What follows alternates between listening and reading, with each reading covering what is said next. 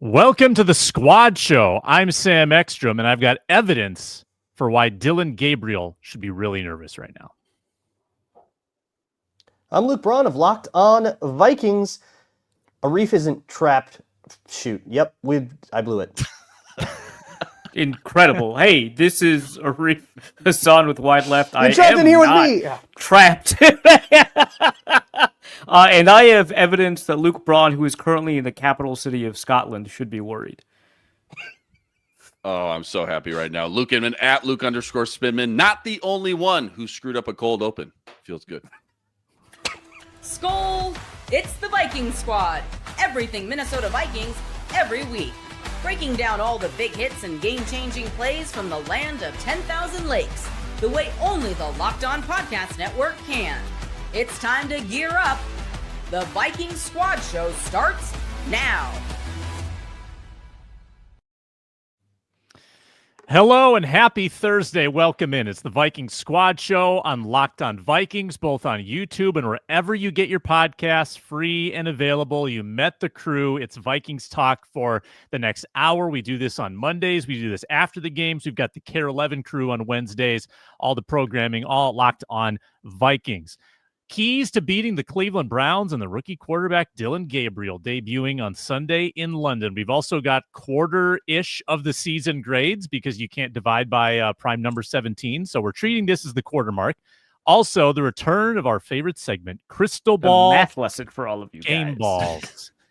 Yeah, well, we could do the grades after the first quarter of the London game. It'd be the true quarter mark of the season. So we'll see how maybe the first quarter will change. We'll go live. We'll make the game pause. We'll kindly ask the people in the stadium, like, hey, we have a podcast to record, so if you could make this quarter intermission about an hour, that would be fantastic. Right. Yeah, because halftime is too far. Then you're into the second. Then it's no longer accurate. Right. Yeah, right. Then it's Quarter not, grades. Yeah. It's not true whatsoever. Today's show is brought to you by Prize Picks. Download the Prize Picks app today. Use code LOCKEDONNFL to get $50 in lineups after you play your first $5 lineup. News broke yesterday morning officially. Dillon Gabriel in, Joe Flacco out. Rookie third-round pick will be starting for the Cleveland Browns. Can't say I blame him. And Kevin Stefanski, who's really by all rights should be 0-4. Haven't scored more than 17 points. Joe Flacco is 40, and he looks 40. So this is a logical move for the Browns. They go to Dillon Gabriel, who is the all-time leading touchdown passer in his 6-year college football career. I think that final number kind of explains why. More than Bo Nix? More than Bo Nix to 6 years, too? More than Justin Herbert? Only 1 year at Oregon. I mean, he didn't have all the time that he needed there. UCF, right, he's not the Oregon passing Oklahoma, leader. He's right, the CFP college football. 155 of them. This is a guy that can move. He's definitely a guy. He's a guy. No, he's a guy. Big guy. He's got quick feet. He's got some mobility, can throw, off platform a little bit. He's got some tools that Joe Flacco doesn't have. He is also a rookie. Here is the Brian Flores resume against rookies in his time. I knew you'd have this, Sam. This with rules. the Vikings. Against Bryce Young, 2023. 5 sacks, forced a fumble. Panthers scored 6 offensive points. 2 field Also, notably, Harrison Smith scoops and scores? Another diminutive rookie who doesn't have a ton of arm strength but does have a ton of mobility is perfect. It's just Bryce Young again, except third round. Perfect comp. Copy. Perfect comp. Yeah. Also, that later that year, Aiden O'Connell. Poor Aiden O'Connell. Sacked 4 times, threw a pick, did not score a point. Shutout. Well, yeah, but they only lost by 3, so it was a close game. So O'Connell Close had him game. in It the was game. really could go either way. 50-50. No regress. Braun, I think, came on the postcast that night and said, I hammered the under, which he nailed. So By the way, the over-under for this game is like 36.5. No, it went down 35 and dropping. Yeah. I was also at that Vegas game. You were at that game, yeah. Mm-hmm. Yeah. When it surrounded by Vikings and Raiders fans, and collectively we both, at a certain point, we were like, should we stay? Yeah, we were all like, we went from a little trash talk a little bit, and at a certain point we were in this together. Just trying to survive. As JJ's getting in an ambulance going to the hospital. Like, We would rather play craps than watch crap on the field. Like that was your mentality at that point. Right. Like, yeah, let's get out of here. And then the other two rookies were Caleb Williams twice last year. In the Soldier Field game, held to 10 points until like late fourth quarter garbage time nonsense that actually forced overtime. And then in the US that Bank was Stadium crazy. Game, The garbage time got turned into non-garbage time. Yeah, that's a crazy sentence that is true. Yeah, it's true, 100%. Like the win percentage was like 98% for like most of the fourth quarter. So like that's accurate. They needed it an just sucked. onside. Yeah. Yeah, and similarly at US Bank Stadium, there was a lot of garbage time, did not turn into non-garbage time. Williams was sacked a couple times, lost a fumble, didn't score a touchdown until late in the fourth. So the 4-0 Flores record goes up against the rookie Dillon Gabriel. Any reason to believe, Arif, that it will change? I mean, part of the reason that they switched is the turnovers, right? Like that's the explicit reason that they gave. But also like, yeah. And so if you reduce the number of turnovers in the game, you change the field position for like the opposing offense, which I believe is why the spread narrowed, right? From -7 to -3.5, but also the over-under fell. Right, which it doesn't seem like if there's a perceptual upgrade at quarterback for one of the teams, you would think that the over/under would increase. But we're playing crazy ball. What I think is likely to happen here is that actually Dillon Gabriel is genuinely better than Joe Flacco. I think the odds of that are not high. They're like 60% as opposed to 50, right? But that I think means that we're probably more likely to hit 35.5 is like no points. Well, I think we're going to hit the over. Dude, that's such a key number. Like 36 is such a key number to go down to 35. 20 to 16. Yeah, I just know going down like 36.5 was already super low. Going down another point. This could be an ugly game. Yeah. Yes. I agree. Braun? Hey, Sam, yeah. Oh, yeah. Real go quick, ahead. Sam, let me ask you this. You busted out those 4 good stats against rookie quarterbacks, Flores is lined up against. I think back to those games, I'm assuming they stopped the run very handily in most of those games. At least last year, I know this run defense averaged, I want to say 80 yards allowed. This year, they're averaging, I think, over $130 through 4 games. So I think you have to start there because the run defense has been super leaky, right? I mean, the Steelers coming into last week were 31st in the league rushing, and Kenneth Gainwell of all people walked all over you, over 5 yards per carry, over 150 on the ground, in total. That was rough to see. I think about Aaron Rodgers' day. He really only had that one explosive throw, and most of that, if not all of it, was yards after the catch by DK Metcalf. So knowing what I know about Dillon Gabriel, which admittedly isn't a ton, but I think you're going to see a lot of the same stuff. You look at his preseason I think it's numbers. going to be very similar. Yeah. 20 for 22 in the preseason. You look at that and you go, oh my God, pretty good. Really good. Very solid. But it's like all dink and dunk stuff, short stuff. Yeah. Christian Ponder also had an above 75% completion rate in most games. So be careful with that. Right. He gets the ball out of his hands super quick, or he has in the preseason, 2.5 seconds or less on average in those 22 pass attempts. So super quick for a young quarterback. I think what you got to do, though, you got to get back to, what you do best defensively, stopping the run, creating those 3rd and long scenarios. Remember in the middle of that Bengal game, they said on the broadcast that Vikings defense hadn't allowed a 3rd and 7 or more all year. Now, I think the Bengals ended up getting 1 or 2 of them, but that's where this Vikings defense and Flores get so creative and they dominate. But get Gabriel in those 3rd and longs, knowing he's going to want to get the ball out of his hands very quick, short of the sticks most likely, wrap up and tackle, get the ball back for your offense, and I guess cross your fingers, hope for the best. Yeah, Braun, I don't know what you've got on Gabriel. What I have on Gabriel, great feet, really good touch and accurate deep ball, if not an explosive arm. He can layer it in, he can drop it in, he's going to put it on target. Some read option possibilities probably in play with his legs. This is all based on the college resume. And when you play at Oregon, wacky things happen and it looks, maybe better than it will in the NFL. What's your read on Dillon Gabriel? I like looking at the Browns in general and why they did this. Why you would play right into all those stats you brought up at the beginning, Sam. famous struggles that young quarterbacks, let alone rookies, but young quarterbacks in general, second, third year guys too, have against the Brian Flores defense. And I mean, the whole philosophy of the Flores defense is to ask you the question, okay, you can have stick, you can have a 4-yard completion, you can have a stupid little slant sometimes for 8. Can you do that 12 times in a row? Or can DK just house one? But like, can you do that 12 times in a row and you can get these big, long, plotting touchdown drives? But can you do that all day long consistently? And eventually you're going to make a mistake, and that's when the really nasty stuff is going to happen. So how consistent can Dillon Gabriel be? But I was just looking at this. I was talking about this with Spencer of Locked On Browns on the crossover. Kevin Stefanski is in his 6th season as head coach. They've had 2 winning seasons. They're on a 1-3 start this year. 2 playoff berths, no wins.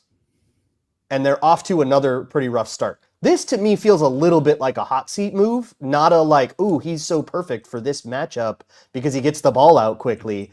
I think throwing out your rookie quarterback on an international trip against the least friendly defense in football for young quarterbacks is I don't buy that. That's like, oh, it's just about the turn-up. No, I think that there's a little bit of pressure from an owner that is kind of famous for putting that kind of pressure to start a young quarterback maybe before he's ready on head coaches for a coach whose seat might be a little hot.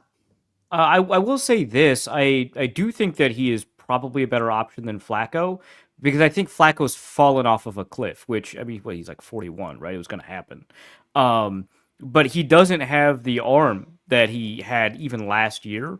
His accuracy is off. The ball placement is terrible. And so I think he's genuinely a better quarterback. But to Luke's point, the international element of this is super important because they're just not having as many practices. Like, I think one of the practices is essentially a walkthrough because they practiced Wednesday and then they flew out. Like, it's bad. Yeah, they flew out Thursday, right? Is that right? Yeah, they flew out Thursday. Yeah, but they're here. It doesn't matter. Okay. They arrived, I think, Thursday 4 a.m. So that's what I think is what happened. Either way, and I believe the practice today is closer to like a higher speed walkthrough than there's a practice. Either way, you're not getting your rookie quarterback a ton of practice. So I think that there's a hot seat element here, but I do think he is probably a better quarterback than Flacco, which is not, I think, saying anything. Like, I think this is not like... I think most bridge quarterbacks at this point would be a better quarterback than Flacco. And so I think that there are a lot of similar problems to the Vikings quarterback situation here, which, obviously he's getting rid of the ball quicker. He's likely going to get rid of it quicker, against the Vikings defense than the Vikings will against anybody. But when you complicate his first read, right, just like with JJ, just like with Carson, it becomes a huge problem. Now, it sounds like he's done a pretty good job with his progressions, getting to his second, sometimes third, and then he'll scramble. But like Sam, to your point, like he's a really good athlete in some respects. But from my understanding, it's not really straight line speed. It's a lot of really good agility, a lot of escapability, decent feel in the pocket. So I think what they're probably going to do is they're probably going to move the pocket, which they couldn't do with Joe Flacco. What they liked to do, what Stefanski has historically liked to do under the wide zone stuff, right, is to move the pocket on these boots. They just couldn't do that with Flacco. So I think we're going to see a lot of that. But I think that he's got better anticipation and accuracy. That's just going to be something that you have to deal with. And if Jerry Jeudy has the ability to not need to adjust to the ball, he can actually be quite a good receiver, right? So I think that's probably all going to be a part of what the Vikings are dealing with, and the fact that they have the ability to implement play action in a way that they haven't been for the past 4 games is going to make it a little bit more difficult for the Vikings defense to kind of adapt. So I think, yeah, there is probably a hot seat element here, but I also think this move does make sense in a vacuum. It's just the international element. It was going to happen eventually. It's just like doing it now is like the timing of it is questionable enough.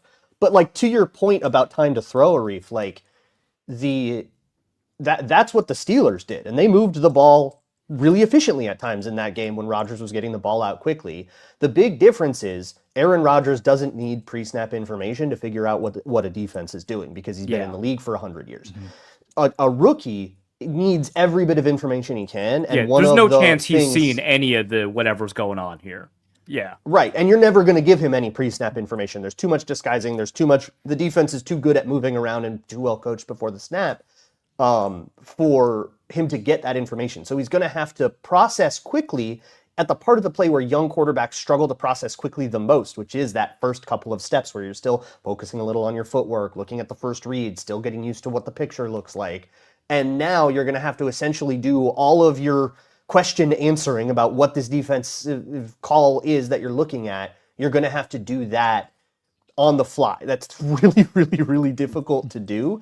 I think if we are going to say that this breaks the streak, that Flores loses to a rookie quarterback for the first time, the problems that cause that are not going to be on that side of the ball. Another quick component to this, too, is, as much as the Vikings offensive line stinks right now, the Browns O-line has been just as bad. And some of this is maybe Flacco, and we're going to see the difference again, going to a quarterback that's going to get the ball out of his hands a lot quicker. But most total pressures in the entire league was 77, highest pressure percentage in the league. Pass block grade, just top to bottom overalls, and like bottom 5 in every category. So I circle back to stop the run. Quishon Junkins has been like their only spark plug the last 2 weeks. Cedric Tillman is on the IR now as well. So it's pretty much just Judy and Isaiah Bond. Good thing that hasn't been a huge issue. Yeah, no kidding. But just try to choke out that fire, on the ground as much as possible. Get him in those, third and longs. Pin your ears back, just like you did against Cincy 2 weeks ago. Because I don't know what this offense is going to look like, and I'm sure we can get into it. But you might just have to beat them 16-13. Maybe get a fluky special teams or defensive touchdown. It's going to be about turnovers. Somebody's spotting someone a short field. That's where the scoring comes from, and it's just a matter of who can be safe with the ball. On that point, that's a good point because, I look at Browns Detroit last week and you look at the box score. It's like, Lions put up what, like almost 35, 40 points, something like that. 24 of the Lions points, they had 40 total yards. It was a lot of defense and special teams for them. So a similar thing with the Ravens game where they won 40 on them. Yeah. The Browns' opponent drive start is worst in the league. Like the teams start averaging on the 35-yard line, I think, which is That's why I think it made sense not to stick with Flacco. I think this is a genuine move. Again, the timing is complicated, but that's why. I just thought they would do. So here's their situation, right? They have to come play this game in London, and their next game is at Pittsburgh. They have to do a road game after this, and then they have their bye. I kind of thought they would do it then. Just let Flacco eat the bullets for these two. Two more games, and then they're bye? I thought, like, I was looking, I was like, maybe they have like this 3-4 game stretch, little sample. Let's switch it up, and then we go in the bye and then compare. Kind of like the Vikings have done. Yeah, so they have Steelers, you're right, at Steelers. Then it's home against Dolphins. So, it's 3 games. 3 games. Yeah. So you get the sample. You get like this 3-4 game sample just to test the waters and see if it switches things up a little bit. Yeah, I will say, if Browns decide they're going to be like hyper conservative offensively because they've got this young guy in, they don't want to put too much on his plate or whatever, and then the Vikings refuse to do so and continue to try to like chase explosives behind a totally patchwork O-line, that does put the Vikings in a dangerous situation where like if they stay too aggressive and it leads to turnovers, then you give them the ball on the 40 and all the Browns have to do is get 1 first down to be in field goal range. Like that could be the difference. But I don't think that that's enough for me to be like, being more conservative and scared to move the ball is the better way to be. Like, it's kind of antithetical, but I guess it's what it is when you both have quarterbacks you don't trust, O-lines you don't trust, and defenses you really do.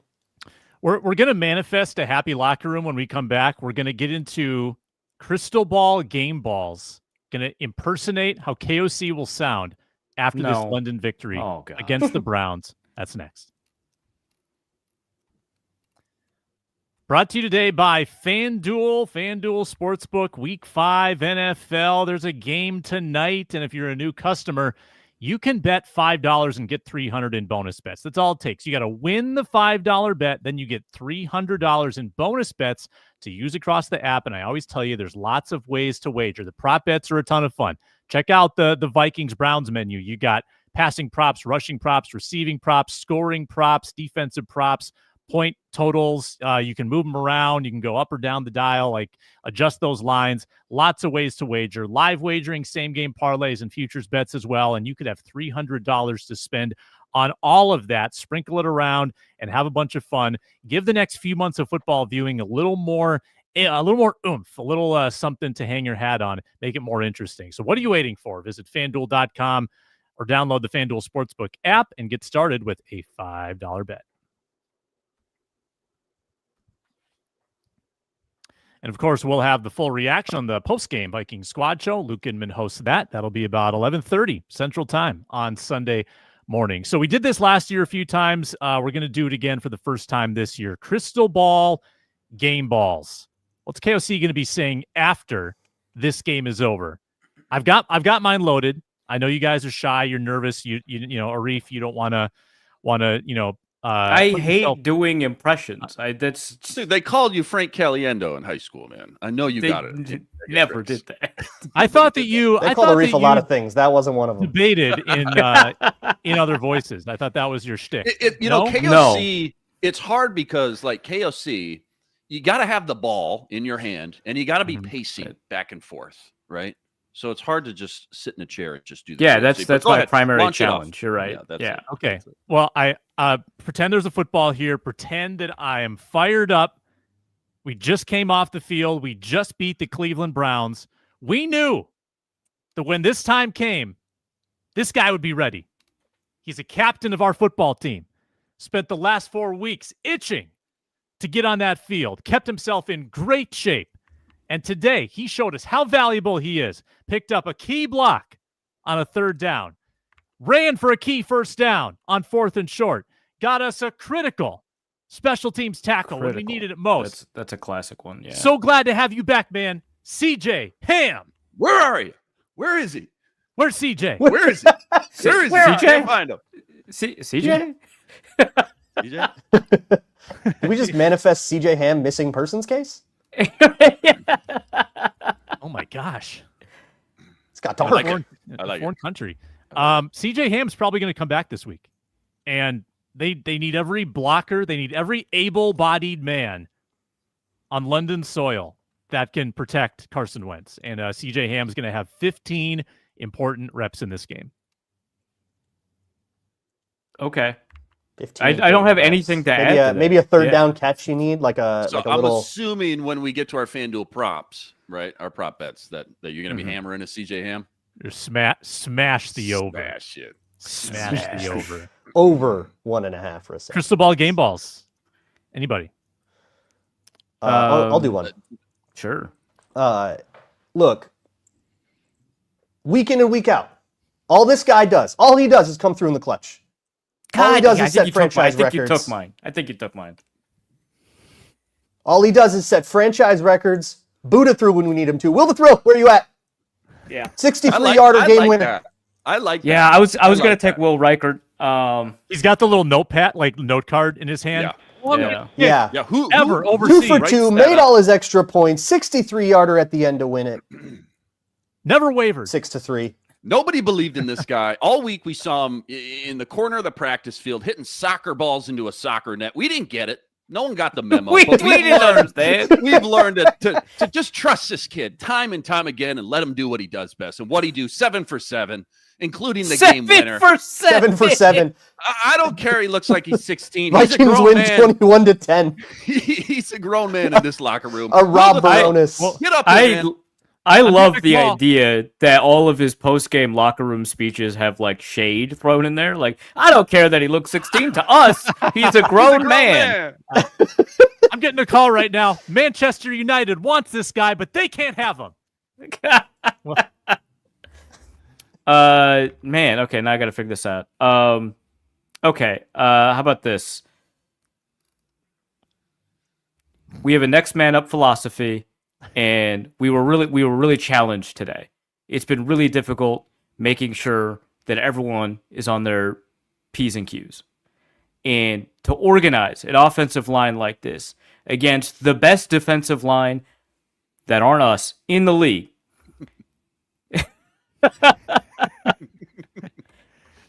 is extraordinary. Joe Huber, where are you? Chris Cooper, get on up here, man. I thought you Yeah. were going Brandel. We don't No. play center. I have no know. idea. I think Brandel's probably the favorite to play center, but they were like trying stuff, right? Well, who's guard then? Is Hubert. Jackson's not ready? Oh, Hubert's guard. Okay. Well, then Brandel. Whatever. It's yeah. I mean, No it could sacks be. allowed. We don't really know what's going to happen.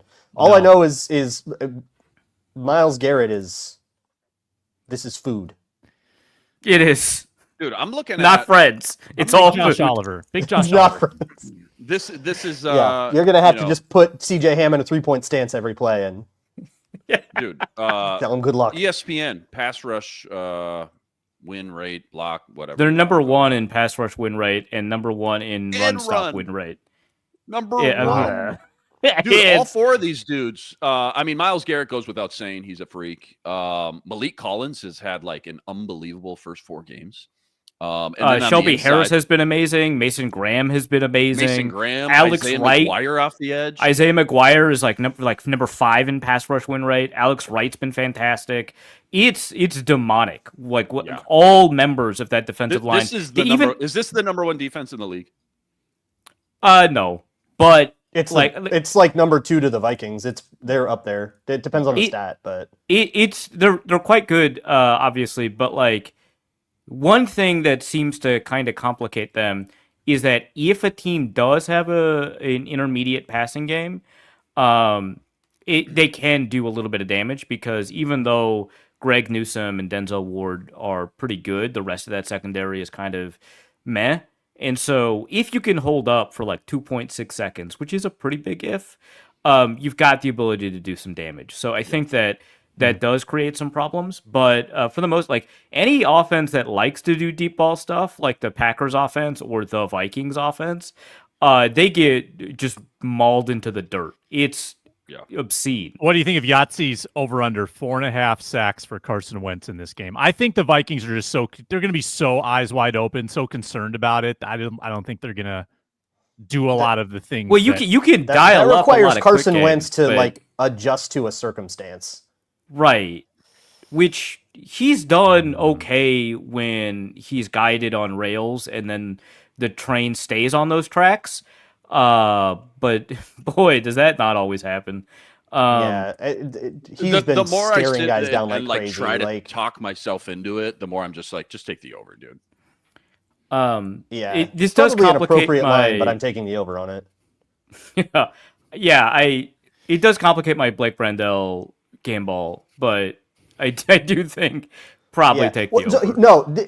You're onto something because if the Vikings do win, 15-10 on 5 field goals, and the offense does a terrible job, but they win, it kind of doesn't matter because you can't there's not like an easy box score stat for that. And Kevin O'Connell would absolutely be like, "It was ugly, but you did it," and like give him the game ball. Right? Yeah. No. Exactly. Yeah.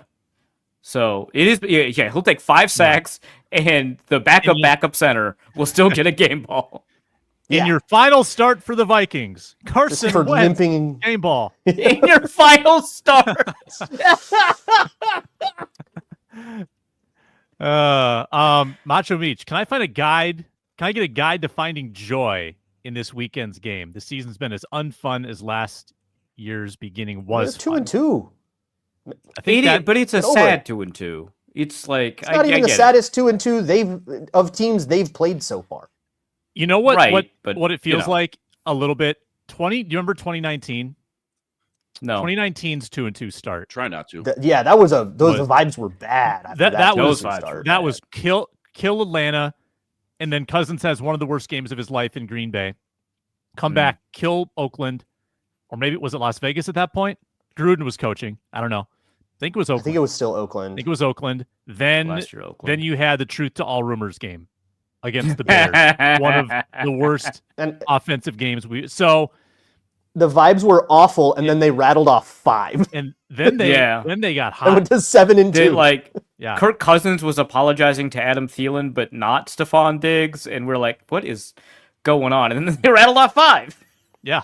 Scored like a 48 Philadelphia against Eagle tried to Philadelphia. trash talk Kirk Cousins, and it went so bad he got fired. Like they just found it. That's right. The Zach Brown debacle. He got cut for that game. Yeah, that was crazy. Vikings offense was as good in that stretch. There was like a Detroit game. There was a Philly game. There was a stretch under Stefanski that year where that offense was absolutely humming. Thielen's peak, Diggs' peak. Diggs kind of came back and actually played pretty hard that year, even though he was on his way out and mad. We've got Ron Johnson next. He's going to help us with quarter season grades, offense, defense, special teams, and coaching. That is next on the Squad Show. We're brought to you today by Game Time. NFL season is here. It's week 5, and there's nothing better than being in the stadium surrounded by fans cheering on your team. Maybe you're surrounded by some of your own fans, some of the opposing fans too. That kind of creates kind of a fun environment. You're probably going to have that when the Vikings and Eagles play at the bank in a couple weeks. Eagles travel well. Eagles might be 6-0. That's going to be an awesome game to be in the stands, and you can easily get tickets at Game Time. You can skip the login screens and the hidden fees. Game Time takes care of everything for you. Often the prices are going down before kickoff. You get a good panoramic view from your seat. 100% authentic tickets delivered on time at the best prices. It's fast, it's cheap, less stressful than other ticket buying methods. Download the Game Time app, create an account, use code LOCKEDONNFL for $20 off your first purchase. Terms apply. Again, that's promo code LOCKEDONNFL for $20 off. Swipe, tap, ticket, go. Download Game Time today.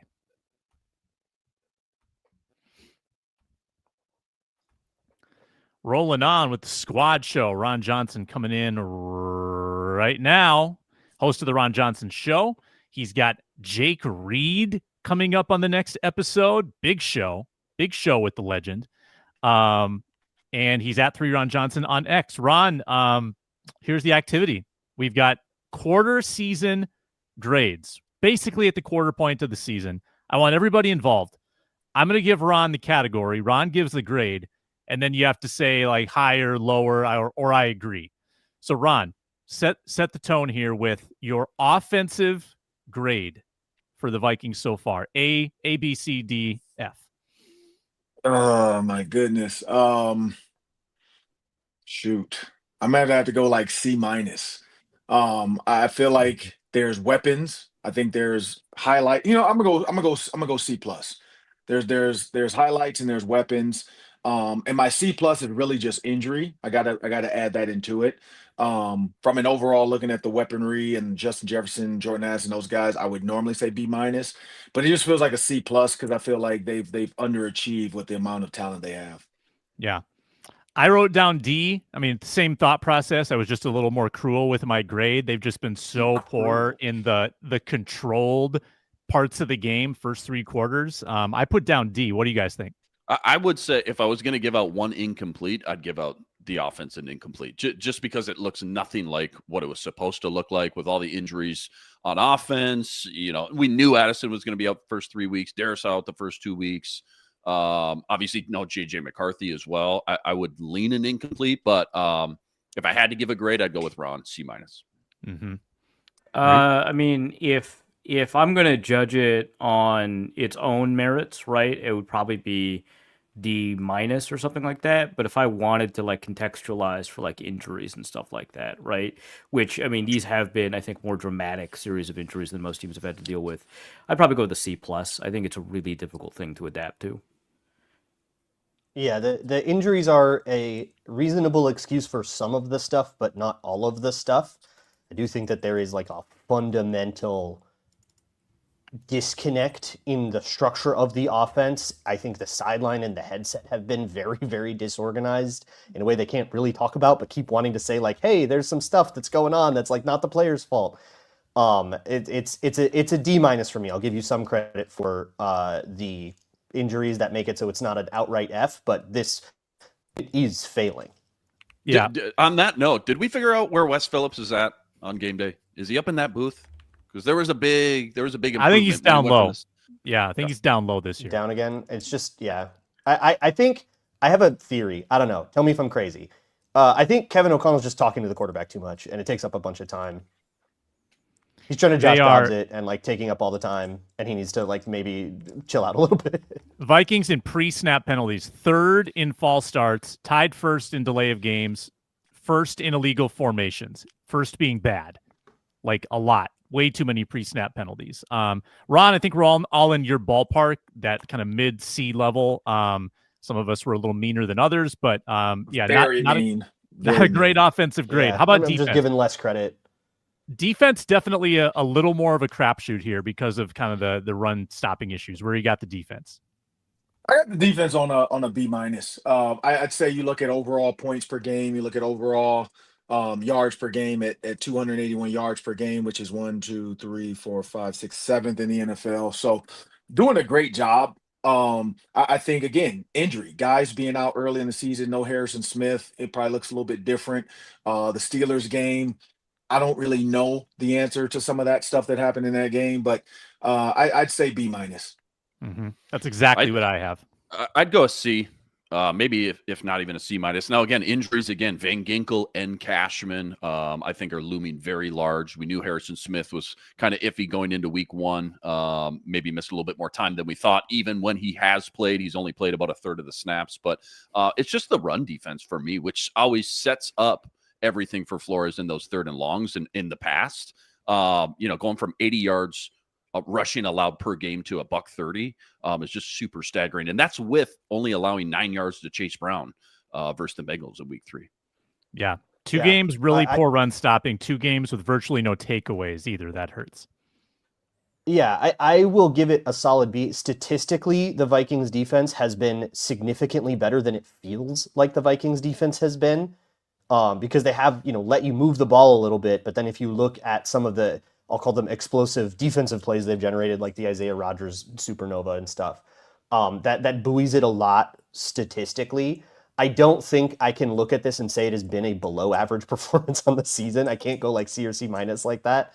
So I'm going to give it a solid B. I think the injuries explain a lot more of the defense's problems than injuries explain the offense's problems, even though the offense has had more injuries. That like the problems in run defense are like super directly, they miss Blake Cashman. You can't really do anything about that. But so I'm giving the defense a little bit more credit for dealing with backups and what they've been able to do, and the fact that they have been able to shut down some offenses pretty well, especially the Bengals, which, yeah, they had a backup quarterback, but like, man, that's still Chase and Higgins, and you pretty much made them non-factors. Like, I think I just give the defense a lot more credit, so I'll give them a B.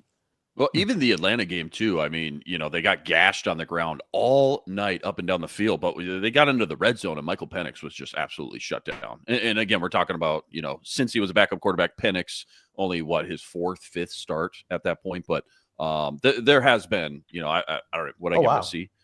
There has been It's a good stat. In the chat from James Kunow, if you remove plays with 2 turnovers, they're 6th in EPA per play. Yeah. It feels so much worse than that. It's wild how does. different the vibes are. If you take a look at it from success rate, they're 13th. That's why the vibes are bad. Because from play to play to play, it feels like failure. And then so I'll say to me it's probably a B minus. I'm not as concerned about the run defense. We did just publish a piece about the run defense over at whyleft.football, and kind of investigating kind of what the issue is there. I'm not as concerned about it. Obviously, it was a huge issue against the Steelers. It was a bit of an issue against the Falcons. It's mostly because of the how they've performed against the pass, and it seems like they're making strategic choices specifically to be good against the pass, and I'm comfortable with that. But like when you do that, you can't make mistakes, and they make mistakes. Not a ton, not explosive mistakes, but mistakes tend to be really significant, and so I would say that the defense is good. Obviously, it's good, but I just think that given the investment made in the defense and the choices that they've made there, I would expect it to be better. And so maybe I'm grading them too harshly by giving them a B minus, but 13th in success rate. I would say to put a bow on this, they haven't really faced a murderer's row of quarterbacks yet, and they're about to. Yeah, that's part of it too. They have faced Caleb Williams, second year. Got a lot of work to do. Same with Michael Penix. Jake Browning has shown that he's kind of gone the wrong way. And then Aaron Rodgers is not who he used to be either. So they were supposed to face Burrow. They might not face Lamar Why too. not What, face what Lamar? Week, what week do they have Baltimore coming up? Is that after Philly? No, it's Chargers after Philly, I thought. Oh, so the Ravens are kind of. Or is it Ravens after Philly? Stretch. I know they got the Chargers on Thursday night. On this 23rd. Ron, you're right. You're right. Ron, Chargers, where are you Lions, at Ravens. with special teams, Ron? What's your special teams grade right now? Ooh, I'm gonna go. You know what? They haven't had any kick returns big against them, punt returns against them. They've blocked a punt, so I'm gonna go with B plus. I'm gonna say like Miles Price is my big one. Like Miles Price, I think is given a lot on that punt return game. So, and you know he's always got a big play like 40-yarder, 50-yarder in him. So I'll give him a B plus on that.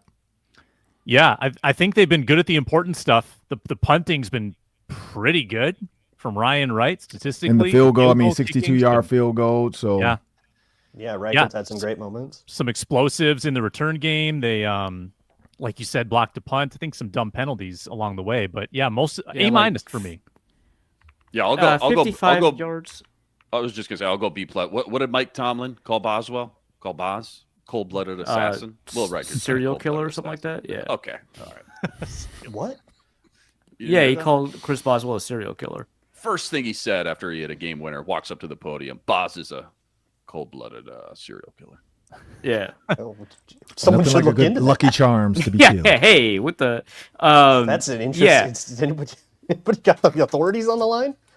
Yeah, so 55 yards in penalties, and they haven't been able to produce the kind of explosive kick returns that we're seeing a lot around the league, and those are a lot easier to get this year. So it's difficult for me to give them an A. I probably B plus A minus, somewhere in there, pretty close to where Ron put them, just because the punting game has largely been quite good, and they haven't allowed any big returns. That's huge. The kicking game has been fantastic. The kickoff coverage has largely been quite good. But I want to see more explosiveness when they receive the ball, and I want to see fewer penalties, which it is a pretty big penalty problem. Mm-hmm. Ron? Yeah, the penalty problem, and then I think there have been some gaffes in the return game. Taking one out that Miles Price shouldn't have taken out, or just not hitting the crease the way you would hope, not really getting all the meat that's on the bone. You've had some shanks from Ryan Wright and stuff, but like you've had just as many good moments to overturn that, especially in the kicking game. The Isaiah Rodgers blocked kick from last week. It feels like for every good moment, there's like a bad moment to cancel it out. So I'm just going to go with a dead even C. Oh, wow. The Russian judge over here. Man. Yeah, who was it? Aren't they a sad 2-2? What are we giving them all A's? His Pats on socks the back? didn't match. Points deducted. Maybe don't get destroyed on Sunday Night Football then. His mouthpiece wasn't the same color as the rest of the team. Deduction. Last one, Ron. Coaching. Ooh. Okay. So, I agree with Luke Braun on this. I know, right? Hell is frozen over. There is way too much going on in the headset. So, from a defensive perspective, I think Brian Flores did a lot with missing guys. Not having Harrison Smith back there to get the DBs lined up. Assuming that Josh Metellus was going to be able to take over. You're missing a Cam Bynum. I give the defensive coaching more like a B plus A minus, because I think they're doing what they're supposed to do. The rush looks great. Offensively, way too many procedural penalties. Way too many times they're coming to the line of scrimmage with 11 seconds.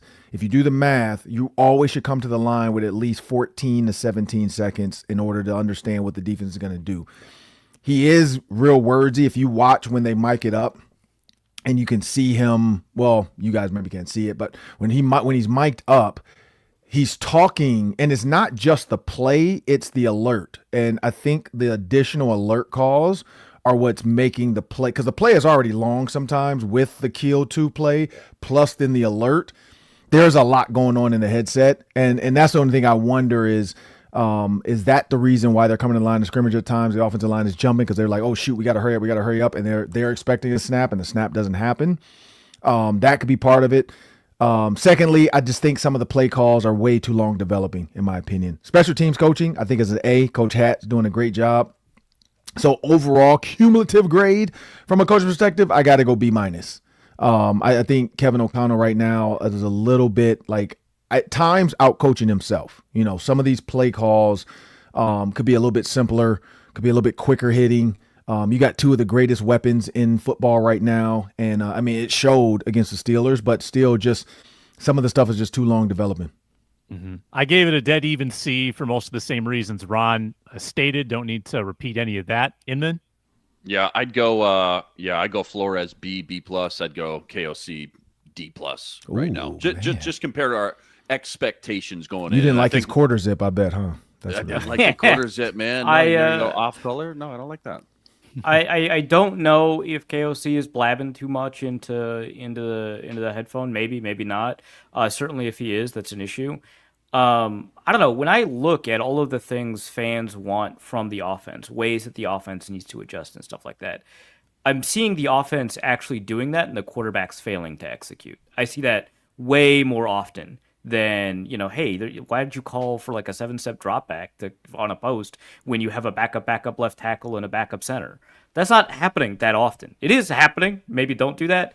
But it's not happening that often. So I don't know. I just feel like from a play calling and play design perspective, it's as good as you can get given the challenges that they have. I do think that they haven't super enabled the quarterbacks, but I think this is primarily a quarterback problem on offense. So to me, KOC is more of a B minus than he is a C anything, maybe a B even. Flores is like a B plus. I don't know. I think Ivan Pace is causing a lot of problems, and I think that that's more an individual problem than a coaching problem. Not having Blake Cashman is hurting a lot. But yeah, I don't know. The execution doesn't seem to kind of gel together in ways that are outstanding, and a lot of the positive defensive stuff it seems to come from outstanding individual plays more than anything else. So to me, that's also like a B. So overall, B minus. Mm-hmm.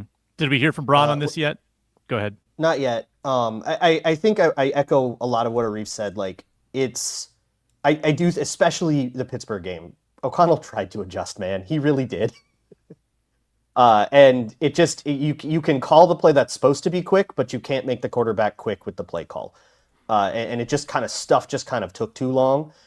That said, they are like second in the league in penalties. They have all those gaudy pre-snap penalty snaps you talked about, Sam. They have a lot of problems that you would relate to coaching without even getting into like should they have or should they not have gone for it on that 4th down or whatever. But so when I was in high school, we did a group project once, and we were all supposed to like write part of it, and I forgot, and like 3 other people in the group forgot. We just didn't do our part. And so the one person who did their part came in. The rest of us were like scrambling to get it done. It was horrible. We got a terrible grade. And the girl who did her part, the teacher like pulled her aside later and was like, yeah, I'm just going to like take this out for you. This one doesn't count for you. And I'm doing that for Brian Flores. Flores, you're doing your best with what you got. I think you're doing a good job of getting of putting all your players in great positions to succeed based on the talent that you have. I know everybody you have is a little bit lighter in the pants, and you're having a run defense issue, and you got Ivan Pace and Eric Wilson going the wrong way a whole bunch of times. I don't put that on you. Like, you can't make Ivan Pace go the right way all the time. No coach can do that. That's just who he is. Yeah, I feel like there's a ceiling to how coachable every player is, and I think that they've kind of reached that. Yeah, with some of so these like guys. I'm taking this out of Brian Flores' GPA and then giving it like a C- or a D+. I think the coaching has some really big issues, and I think just in general, they cannot continue to play as well as they have played and expect to go anywhere this season. The improvement needed. I'm writing it in red pen on the top of the essay. Come see me after class. Correct. Yeah, needs improvement. To punctuate the segment, Ron, the Vikings will beat the Browns if ... What needs to happen? Ooh, the Vikings will beat the Browns if Joe Flacco plays. No, if I'd say the Vikings beat the Browns if they can keep Dillon Gabriel confused. If you look at his stature, he's not a tall kid. The biggest thing he likes to do is get out of the pocket. From a play action standpoint now, a lot of their plays are going to be reversed. We know Stefanski loves a good play action and a good rollout. Instead of rolling out to the right now, they have to roll out to the left. So easy fix for the receivers is just reverse if it's flow right, now you just flow left. It's just reverse. A little bit different for the offensive line as far as some of their responsibilities and some of the play actions. And then as far as Dillon Gabriel goes, if he thinks that this is still college football and he can outrun some of these pro linebackers and DBs, it's going to be a long day for him. He don't have that. He doesn't have that giddy up? No, he don't have it. Because in Oregon, he was elusive, he was shifty, he liked to extend the play longer. But if you look at Oregon's offense right now, Dante Moore stepped in and is right back in the Heisman. It's just a factory over there of offensive production for receivers and the way they play. The funny thing is when they all go to the NFL, their receivers rarely transition well because they don't run real routes half the time. And they're not built to run just regular NFL routes, which sucks to say. Maybe Dan Lanning will start to figure that out and start giving these guys a couple comebacks and hitches and slants so they can learn how to run a route. But offensively, they're weapons. And so Dillon Gabriel, having Jerry Jeudy, David Njoku, does he have another weapon? I don't know if he does. So Brian Flores has to just keep him confused the whole game, and the Vikings should be fine. They should transfer to Tennessee. Way better, way different. Right. And Ron, you're promising champagne on Saturday night on the I'm hoping if the Gophers win. If the Gophers win, I got champagne, I got a cigar. If the Gophers win, we have Vikings Game Day live at I have to be there like 5:30 a.m., 6 a.m. I promise you, if they win, I will start off the segment with my Gophers helmet on live TV. Like I believe you. I'm going to be insufferable. I don't If you think I make can it there. smoke indoors because I can't If you smoke make it there indoors. after all that champagne. But correct. But I am going to have I will go out my house and run up and down the street because my neighbors down the street have a Wisconsin flag. Another neighbor has an Iowa flag, and then I think I got an Ohio State neighbor I saw the other day when I was running. So I'm gonna take I've been trying to run 2 miles a day. That's my new plan. So I'm gonna get off this and go try to run 2 miles around my neighborhood and see what other flags I can see in the neighborhood. And just case the joint, right? Just case it beforehand, yeah. So just if they win, I'm wearing all maroon and I'm just running up and down the street tomorrow night, blowing a horn, shooting off fireworks in front of their house. Like I'm doing it all. Like I'm gonna do it all, everything. But yeah, Sunday morning, I'm gonna be insufferable on the Vikings fan line. I'm going to be insufferable every chance I get. I'm talking about the Gophers and Drake Lindsay just set the world on fire. But if it doesn't happen, I will go to bed and wake up nice and don't worry about and it. ready, and don't even worry about it. It didn't happen. That did not happen. We're going to overlook that. And Jeremiah Smith, congratulations. You're now in the Heisman running.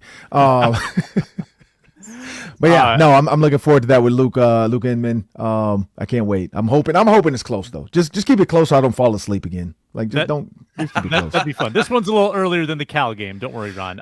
Thanks for showing up. Thanks for the grades. We appreciate it, and we'll talk to you soon. Hey, I will say, keep an eye on the Vikings blitzes. So they're going to try. There's going to be a way because there's a rookie, right? So think about how Flores treats younger quarterbacks. So with even though they're in London, disrespect. Yeah.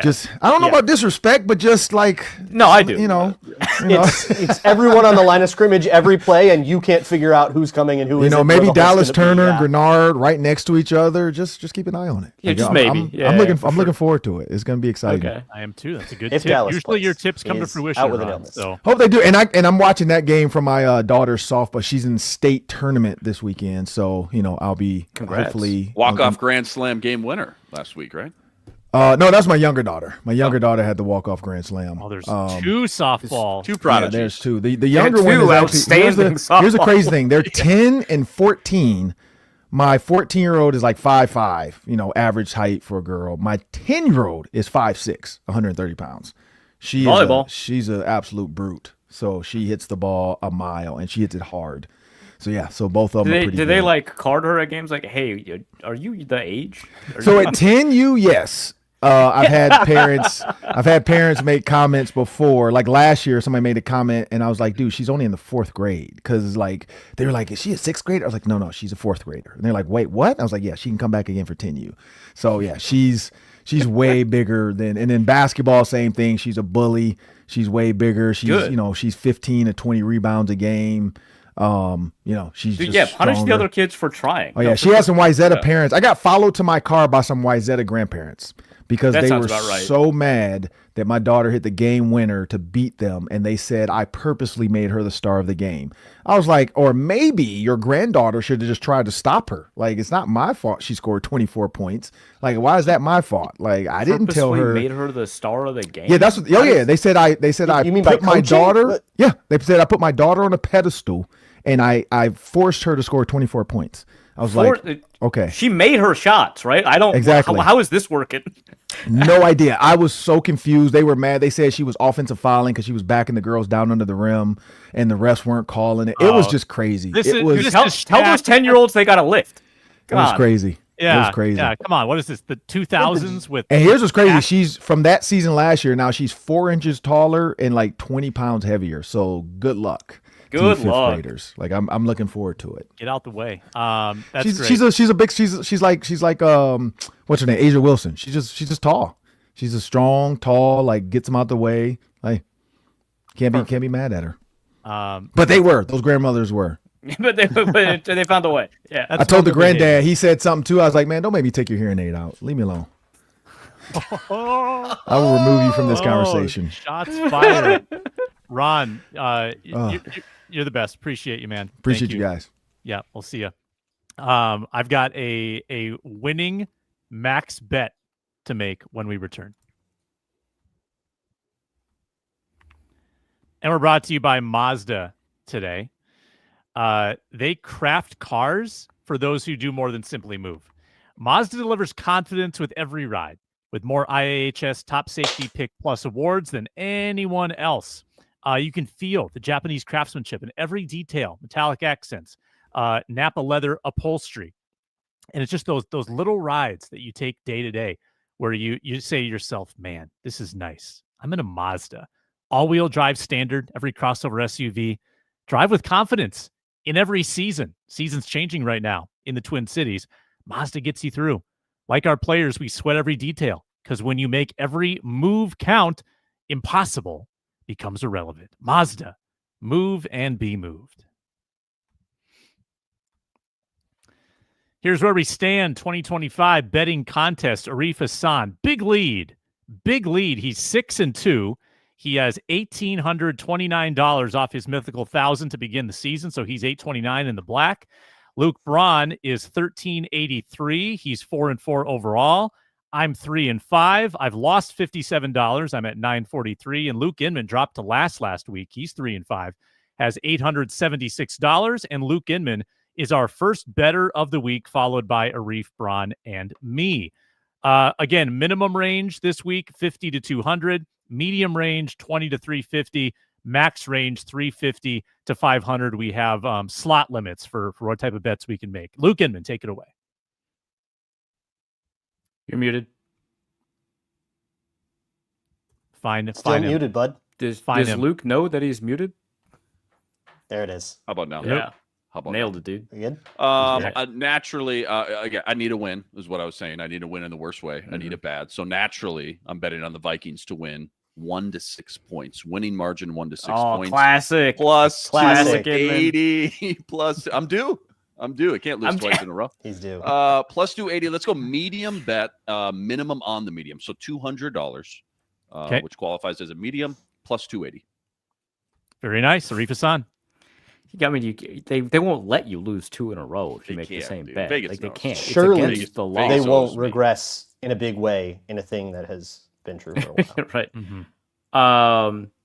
I'm going to go with Dillon Gabriel longest pass under 30.5 yards.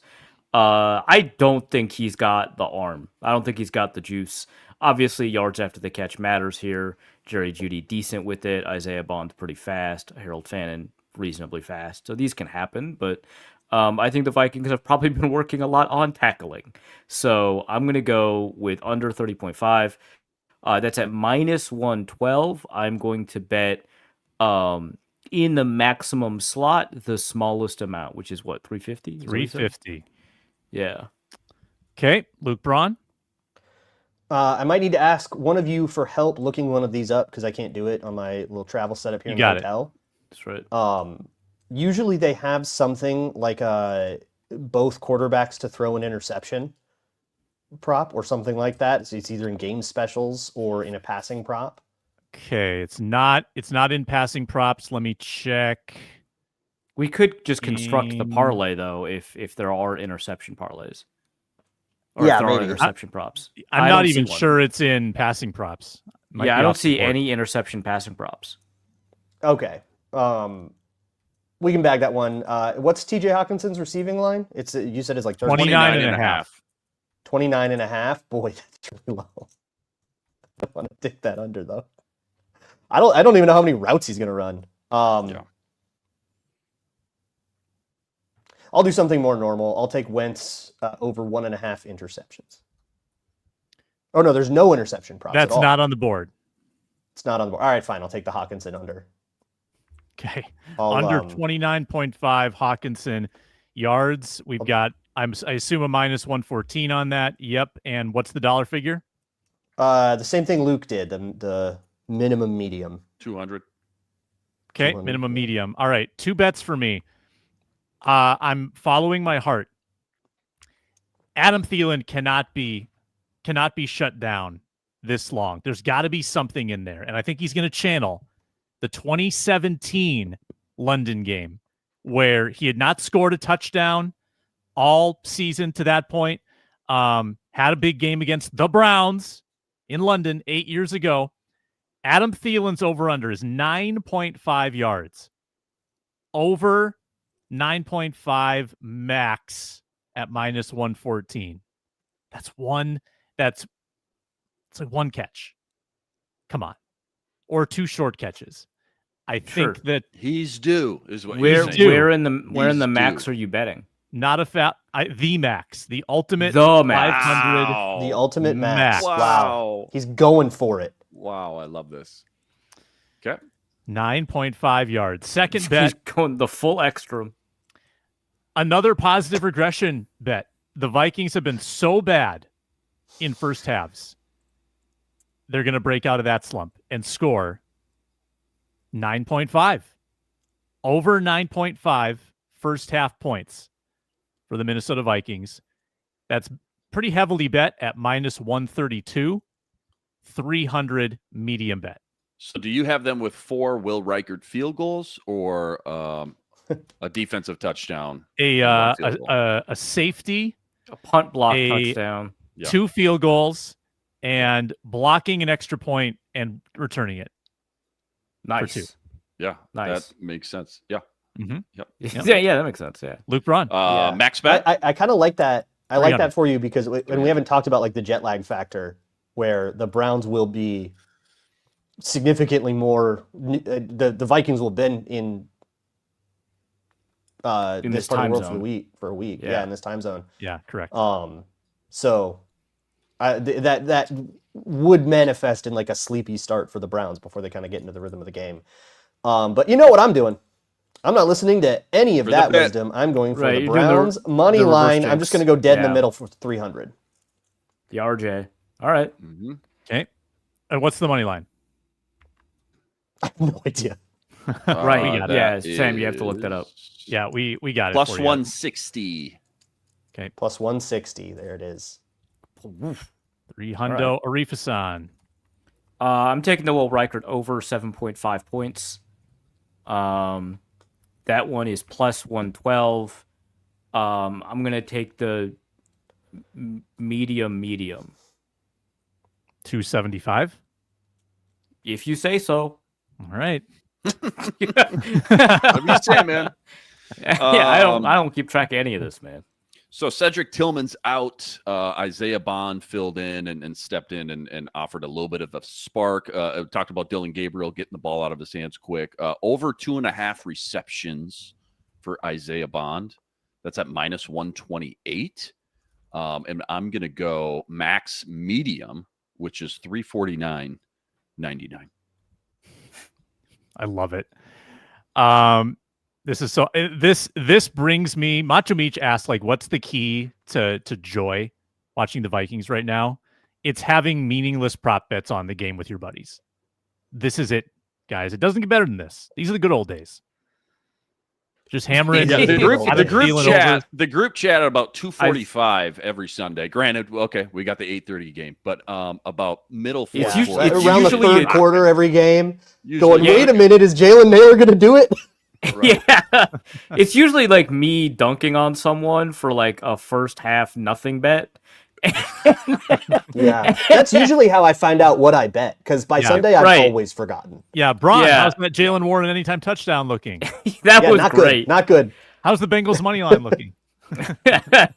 I've profited greatly. The only reason I'm ahead is because of the stupid money line bit, because the Vikings were heavily favored in the Atlanta, and they've been favored in every game, and all 5 the Vikings have been favored in. Outstanding. Good work. Which is Vikings. weird because all the preseason prognosticators were like, the Vikings are only going to be favored in 5 total games all year, which is why they're But the first runners 5. so low. Don't worry about it. The first 5, yeah. And then after And that, I think they've only covered it once. All downhill. I don't think they covered against the Bears. I thought they did. I thought it was 2.5. No? Was it 2.5 or 3.5? I can't remember. I think No, it it's started 2.5. at 3.5, but it might I have think it was moved. bet down to 2.5. Yeah. So it depends when you got in. Squad show back on Sunday morning, reaction to the game, and then of course Mondays and Thursdays, Care 11 on Wednesdays. Thanks for tuning in. Subscribe to Locked On Vikings. Get it to 10,000 subscribers. Watch Luke Braun on Locked On Vikings. Read Wide Left with Arif Hasan, and watch the post-game shows with Luke Inman as the host. Thanks a lot for attending today's live show. We appreciate all the commenters, and we will talk to you next time on the Squad Show.